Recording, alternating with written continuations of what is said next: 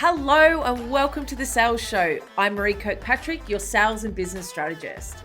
I'm a mum, a wife, and a multi-business owner myself. With over 15 years experience in sales and business, I have worked with startups all the way through to multi-million-dollar companies. I have seen the good, the bad, and the ugly. I love helping service-based businesses make an income as well as an impact. Let's jump into talking about all things sales and business. Hello and welcome to the Sales Show. I'm Marie Kirkpatrick and I am so excited you're here today. We are talking about the age-old question when it comes to business. Should I be focusing on leads or sales in my business? I always find this conversation interesting because so many businesses I talk to are just so focused on leads and marketing and lead generation activity, which is great. However, you also need to be able to focus on sales as well. As a business owner, it's really, really important to understand what the difference between leads and sales actually is. Leads are potential customers or potential clients, inquiries, whichever way you want to look at it, who have expressed an interest in your product or service. So they may have inquired through your website, they may have come to a webinar, they may have interacted with you on social media, they may have messaged you. There are so many ways that leads can actually come into your business these days. But then you've got sales on the other hand. And sales is obviously when someone purchases or comes on board with you as a client. Now, I may be a little bit different to other business owners because a lot of people will say it's a numbers game. You just need more leads coming through the business. You just need to get in front of more people, all that sort of stuff, which I agree with to a certain degree. However, I truly believe that focusing on sales first, when I say focus on sales, I don't necessarily mean just focusing on the dollar figure and values, that sort of thing. What I mean is focusing on how we get people from becoming a lead all the way through to becoming a paid client. And if you've heard some of our previous podcasts, a lot of the time that comes down to a sales process and a sales strategy. Now, if you don't have a sales process within your business, A, I highly recommend you get one. And B, you want to make sure that that sales process is optimized, it is high converting, and it is repeatable as well as scalable. If you don't have a sales process within your business, I honestly don't believe your first port of call should be focusing on leads. Because if I gave you 100 leads into your business tomorrow, how many are you actually converting? That is a genuine question when it comes to business. People will say, oh, I'm going to go and do some more lead generation on Facebook ads, Google ads, networking, webinars, social media. Fantastic. What do you do when people come and say, yep, cool, I'm interested in what you do? Or what do you do after the webinar once you've run it? How do you follow people up? How do you interact with them? Or do they just come into your webinar, have a great hour, 45 minutes, 2 hours, whatever it is for you, and learn some things, and then great, cool, let me know if you need anything, and then that's it. That is a way to generate more leads. However, it's not a way to generate more sales. The way to generate more sales is about taking leads through that sales process and down your customer journey path within your business. So, should you be focusing on leads or sales? The simple answer, I believe, is you need to be focusing on both. However, I would be focusing on sales first. Don't turn on your lead generation or your marketing tap until you have that sales process set up. You also want to make sure that you have a steady flow of leads once your sales process is up and running as well. So I understand both sides of it. But if you just focus on the leads, then you will end up with a huge database because you're focusing on getting more people onto your database. However, that doesn't always result in sales. It's just fact. I have grown my business without having a huge database because for me, it wasn't about how many leads I had, it was more about sales, retention of clients, retention of customers, my conversion rates. I wouldn't need 100 leads coming into my business if I couldn't service them. You only need 100 leads into your business, or a certain amount, or thousands of leads, whatever that number is for you. Because I know that the people that listen to this podcast have different sized businesses. Some people aren't business owners. So it's not necessarily about how many leads you have coming in, it's about how many you're converting.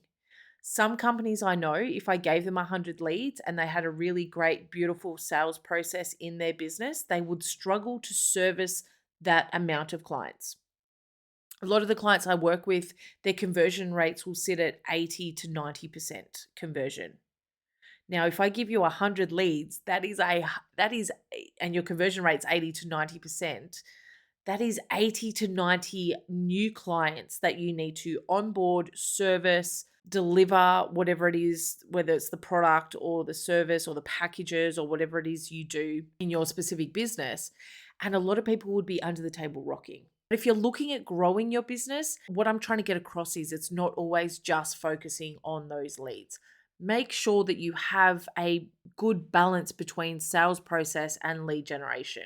Now, how do you strike that balance is another way that we can look at things. And you need to have a really good sales strategy, business strategy behind you. But you also need to have marketing and lead generation activities so that you're constantly bringing in quality leads, not just 100 people of whoever's. We want quality, high converting leads. We want people that we want to work with that are at the right stage and ready to work with us. I remember talking to a client that had said to me at one stage, "Yep, we need more leads." I said, "Cool, how many leads do you need?" He said, "No idea." Okay, cool. Well, let's look at your conversion rate. And his conversion rate, he thought he converted quite well. And a lot of people think that, which is fine. But if you track it and you measure it, you can't argue with the data. So if you've got 100 leads coming in and if you've got 100 leads a month and you get 20 sales, then your conversion rate is 20%, there's room for improvement. Let's put it that way. But if you have a conversion rate of 80 to 90%, you may only need 10 leads coming into your business because you are high converting and your sales will come. What I've also done for clients is reverse engineered it. So we've looked at what is their conversion rate, how many sales do they want, and then we've figured out how many leads that they need, and we've kind of added a few more. So if you need 10 grand and you sell something for $1,000, then you need 10 clients, right? Then you work back from your conversion rate, and then it'll have a really easy, beautiful picture of how many leads do I actually need. And then you can generate or focus your lead generation and marketing activities based on that. The other thing I was going to say to you is you don't want to have a whole heap of leads come in, you convert them, and then you sell, and you've got to onboard them and you're servicing them and doing all that sort of stuff. But then once you finish servicing with them, then you've got to stop and start again and go back to that lead generation and marketing activities, focusing on the leads. You want to have them working side by side, hand in hand, so that when you finish servicing one client, there's room for the next client to come in, rather than finishing servicing one client, then we've got a down month, which happens in some businesses. They'll have amazing months because they've done a whole heap of lead generation and marketing activity. Inquiries come in, they've converted some, and everything looks great for that month. They've hit their target or their budgets or their goals, whatever that is for them. And then the next month they spend servicing those clients and project management and delivering and all that sort of stuff. And so the second month's really low. And then they've got to go back to that lead generation and marketing activity all over again. Where if you have them working hand in hand, so you've got your sales process optimized, working, high converting, everyone's really clear on what that process is when we have a lead come into the business. How do we convert them? How do we have those conversations? How do we onboard them? How do we follow them up if we need to. All of that works as a beautiful, well-oiled machine. And the lead generation and marketing tap is turned on so that there is constant leads coming in, high quality, ready for when we are able to service them and things like that as well. So if we want to look at what should we be focusing on, lead generation or sales, both are essential for the success of your business.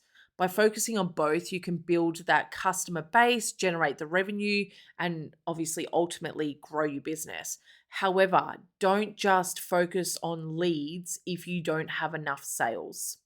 There are plenty of ways to make sales within your business without doing a whole heap more lead generation and marketing activity. Look at your client retention, look at increasing your average order value, look at upselling, cross-selling, look at creating raving fans that are going to refer people onto you, things like that. So don't just always focus on lead generation. Focus on the people that are already in your business. Some businesses I've gone to will say to me, Marie, I need help with lead generation and marketing. We just don't have enough sales coming in. I'll rock up. Hello, great. Let's dig in deeper into your business.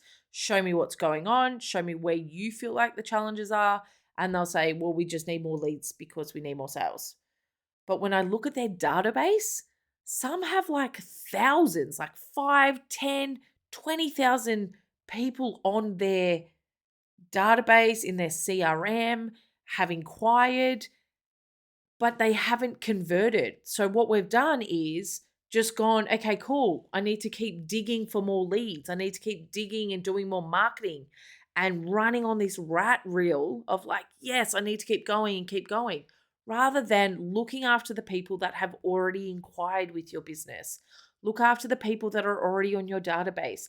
Find ways to do lost lead strategies for people that have inquired with you and maybe you haven't spoken to, touch base with in a little while.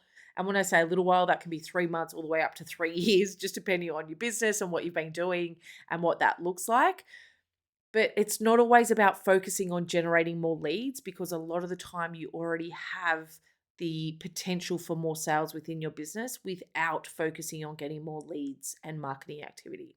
So in conclusion, you need both. It just depends on where exactly your business is at. If you are in the startup or new to business, or maybe you've been in business for a while, but you don't have your systems and processes set up, start there. It's so important to start there.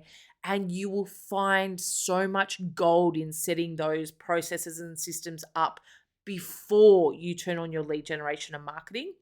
If you find that your sales processes are set up, they are optimized, you are checking the data and the stats, all the fun, juicy numbers that some people love and some people hate, but keeping your finger on the pulse as to where your business is at, what are your conversion rates, all that stuff. If you are keeping track of all of that and the answer is your numbers are good, you just need to turn on that lead generation and marketing tap, great. Focus on getting more leads, focus on getting more inquiries into the business. But it's not as simple as just focusing on leads. That is all from me today. Have an amazing day. Go out, grow your business, make an impact, and make more income while you do it. Thank you so much for listening to this episode of The Sales Show. Please share it on social media for your friends to see, and make sure you tag me at Marie Kirkpatrick so I can personally say thank you. If you would like to show me some love, leave me a review on Apple Podcast. I'd love to hear from you. Email me at podcast@mariekirkpatrick.com. And if you would like to work with me further or see any of the free resources mentioned on today's show, they can be found at mariekirkpatrick.com. I truly hope this podcast provides useful information and so much value to you so that you can build a business with impact and income.